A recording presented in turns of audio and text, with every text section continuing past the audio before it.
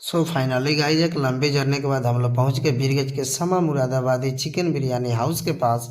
और हम लोग जो है यहाँ भोजन की व्यवस्था में जो है हम लोग अंदर गए। अंदर जाने के बाद जो है हमने अपना हाथ मुंह धोया और हाथ मुंह धोने के बाद फिर हम लोग बढ़ गए अंदर की तरफ, जहाँ जो है बैठने की व्यवस्था किए गए थे।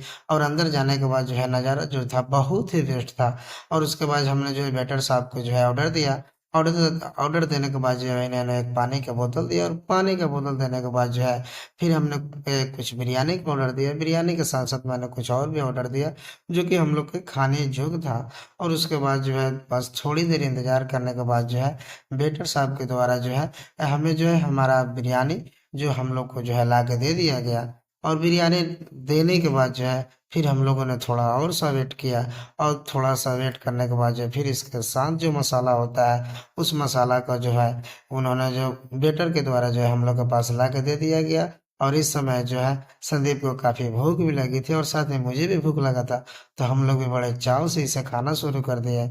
और जस्ट खाना खाने के बाद हम लोग बिरयानी को ख़त्म किया। और बिरयानी ख़त्म करने के बाद जो है फिर हम लोगों ने थोड़ा और सा वेट किया। फिर मैंने कुछ और भी ऑर्डर किया क्योंकि भूख बहुत ज़्यादा लगा हुआ था। और फाइनली हम लोग ने जो है फिर दोबारा से थोड़ा सा और बिरयानी मंगाया। और बिरयानी ख़त्म करने के बाद जो है फिर हम लोगों ने थोड़ा सा वेट किया क्योंकि बारिश हो रहा था, तो उसके वजह से जो है फिर मेरा थोड़ा लेट हो गया। उसके बाद जो है फिर जो है मैंने वहाँ से अपना हाथ धोया। और हाथ धोने के बाद जो है फिर मैं आगे की तरफ बढ़ गया। आगे की तरफ बढ़ने के बाद जो है थोड़ी दूर जाने के बाद जो है जब मैं गेट पे गया तो वहाँ कुछ ऐसे कस्टमर थे जिन्होंने अपना भोजन करने के बाद जो है वो भी जो है बिल पे करने के लिए रुके हुए थे, क्योंकि बारिश के वजह से जो है वो भी बेचारे रुके हुए थे क्योंकि बारिश थोड़ा तेज़ थी।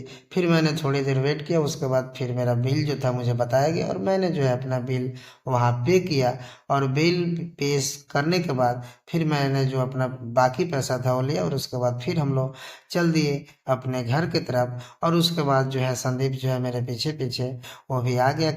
फिर हम लोग वहाँ से बाइक से चल दिए। और कुछ दूर आने के बाद जो है हम लोग नेपाल और इंडिया को जोड़ने वाले बीरगंज बॉर्डर के पास आए। और वहाँ जो था एक स्टेचू इतना अच्छा बनाया गया है जिससे जहाँ जो है बहुत सारे लोग जो भी आते हैं वो यहाँ पे सेल्फी लेते हैं। फिर मैंने भी सोचा कि चलो यहाँ पे सेल्फी लेते हैं। और पीछे आप देख भी सकते हैं ये जो है एक संबंध को दर्शाया गया है इंडिया और नेपाल के साथ। उसके बाद जो है हम और संदीप जो है सेल्फी लिए। सेल्फी लेने के बाद फिर हम लोग उसके बाद जो है हम लोगों ने अपना फिर से बाइक उठाया और हम लोग चल दिए क्योंकि शाम बहुत ज़्यादा हो गया था और बारिश का भी मौसम बना हुआ था।